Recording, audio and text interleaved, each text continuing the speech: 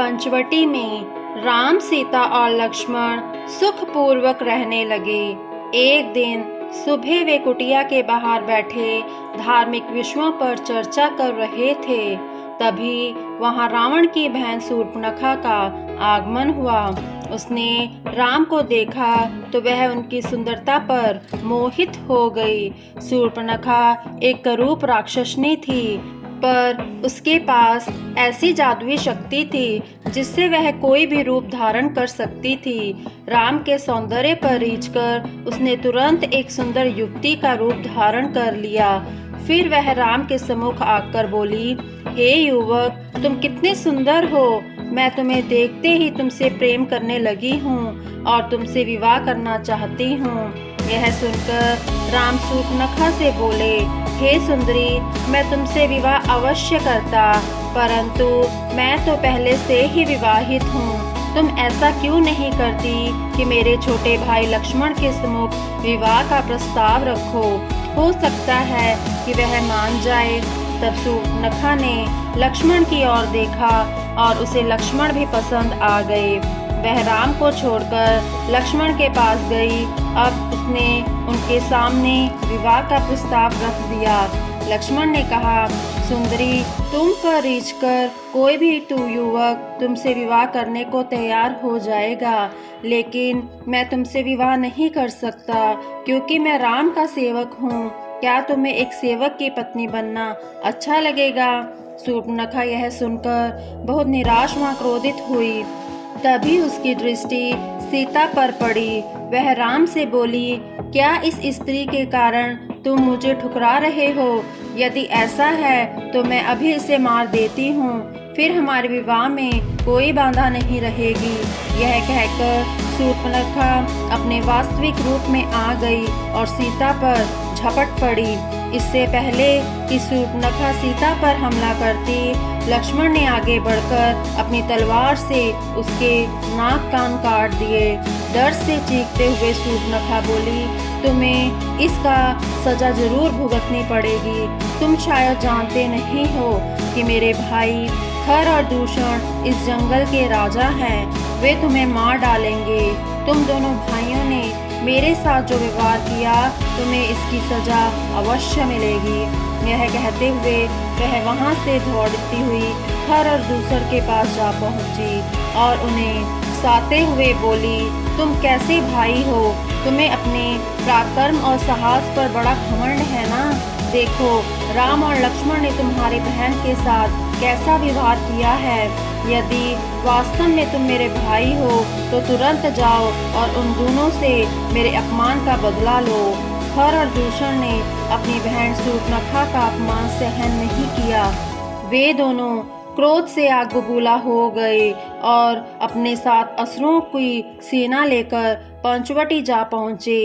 राम को इस बात का पहले से ही आभास हो गया था, इसलिए उन्होंने पहले ही लक्ष्मण के साथ सीता को पहाड़ की गुफा में भेज दिया था ताकि उनकी सुरक्षा पर कोई आँच ना आए। खर दूषण की ललकार सुनकर राम धनुष बाण लेकर बाहर आए। राम को देखते ही असुरों ने उन पर आक्रमण कर दिया। राम यद्यपि अकेले थे, फिर भी वे राक्षसों की विशाल सेना से लोहा लेने में समर्थ थे। देखते ही देखते सारे राक्षस, हाथी, घोड़े और रथ धराशायी हो गए। युद्ध में खर और दूषण भी मारे गए। जब सीता और लक्ष्मण गुफा से बाहर आए तो उन्होंने देखा कि चारों ओर राक्षसों की लाशें पड़ी हुई हैं। राम ने अकेले ही हजारों राक्षसों का वध कर दिया है। दोनों राम की वीरता पर बहुत प्रसन्न हुए और लक्ष्मण खुशी से भाई के गले लग गए। खर दूषण की सेना का एक राक्षस अकंपन राम के हाथों से बचकर भाग निकलने में सफल हो गया था। वह वहां से सीधे रावण के दरबार में पहुंचा। उसने राक्षस राज रावण को खर और दूषण और राक्षसी सेना के संहार की पूरी कहानी सुनाई। अपने भाइयों की मौत की खबर सुनकर रावण गुस्से से पागल हो गया। वह चिल्लाते हुए अकंपन से बोला, किसमें इतना साहस आ गया है? लगता है वह अभी मेरी शक्ति से अनभिज्ञ है। मुझे उनका नाम बताओ, मैं उन्हें मौत की नींद सुला दूंगा। अंकम्पन ने बताया, लंकेश, पंचवटी में अति साधारण से दिखने वाले 2 युवक आए हैं। वे अयोध्या के राजा दशरथ के पुत्र हैं। उनमें से राम ने अकेले ही 14,000 असुरों और प्राक्रमिक हरदूषण को मार डाला। अंकम्पन ने आगे कहा, महाराज, राम के तेज के सामने कोई भी राक्षस नहीं टिक सकता। वह अत्यधिक पराक्रमी है। राम का सामना यदि कोई कर सकता है तो वह केवल आप हैं। मैं तो कहूँगा कि आप भी राम से सीधे युद्ध करने की बजाय युक्ति से काम लें। राम की पत्नी सीता बहुत सुंदर है और मैंने सुना है कि राम अपनी पत्नी को अपने प्राणों से भी अधिक चाहते हैं। इसलिए मेरी मानिए और सीता का अपहरण कर लीजिए। इस तरह सीता के बिना राम अपने आप ही मर जाएगा और आप अपने भाइयों की मृत्यु का बदला ले लेंगे। रावण को अंकम्पन की सलाह अच्छी लगी। वह तरुण मारीच के पास गया, जो तरह तरह के रूप बदलने की जादुई शक्ति जानता था। मारीच ने रावण का अभिवादन किया और आने का कारण पूछा। तब रावण ने मारीच को बताया, राम ने मेरे भाइयों हर और दूषण के साथ उनके हजारों राक्षसों का वध कर दिया है। मैं उससे अपने भाइयों की मौत का बदला लेना चाहता हूँ। उससे बदला लेने का उपाय मैंने सोच लिया है। वह है उसकी पत्नी सीता का हरण, और इस काम में तुम मेरी सहायता करोगे। मारीच बोला, महाराज, यह तो बहुत ही तुच्छ विचार है। निश्चय ही इतनी छोटी सोच आपकी नहीं हो सकती। किसी की पत्नी का छल द्वारा अपहरण करना आप जैसे ज्ञानी विद्वान व्यक्ति को शोभा नहीं देता। जिससे भी आपको यह सलाह दी है वह अवश्य ही आपका दुश्मन होगा, क्योंकि आपका कोई शुभचिंतक ऐसा उपाय हरगिज नहीं आपको बताएगा। रावण ध्यानपूर्वक मारीच की बात सुन रहा था। मारीच आगे बोला, महाराज, मैं आपका शुभचिंतक हूँ, इसलिए कह रहा हूँ कि यदि आपने सीता का अपहरण कर उसे लंका में रखा तो आपकी सोने की लंका और लंकावासियों को विनाश से कोई नहीं बचा सकेगा। अतः मेरी माने ऐसा अनर्थ ना करे और सीता हरण का तुच्छ विचार त्याग दें। रावण ने मारीच की सलाह पर ध्यानपूर्वक सोचा और उसे मानकर सीता हरण का विचार त्याग दिया। वह वापस लंका लौट आया। रावण लंका पहुंचकर राजसिंहासन पर अभी विराजमान ही हुआ था कि शूर्पणखा रोती बिखलाती हुई वहां आ पहुंची। उसके नाक कान कटे हुए थे, वह उनका खून बह रहा था। बहन की ऐसी दुर्दशा देखकर रावण क्रोधित स्वर में बोला, बहन, तुम्हारी यह हालत किसने की है? कौन है जिसे अपने जीवन से मोह नहीं रहा? शूर्पणखा ने कहा, भैया, मैंने वनवासी राम की अत्यधिक सुंदर पत्नी सीता को देखा तो मुझसे रहा नहीं गया। मुझे लगा कि ऐसी खूबसूरत युवती तो सिर्फ आपके योग्य है। यह सोचकर मैं सीता को आपके लिए लेना चाहती थी। जैसे ही मैंने उसे पकड़ने के लिए हाथ बढ़ाया, लक्ष्मण ने मेरे नाक कान काट दिए।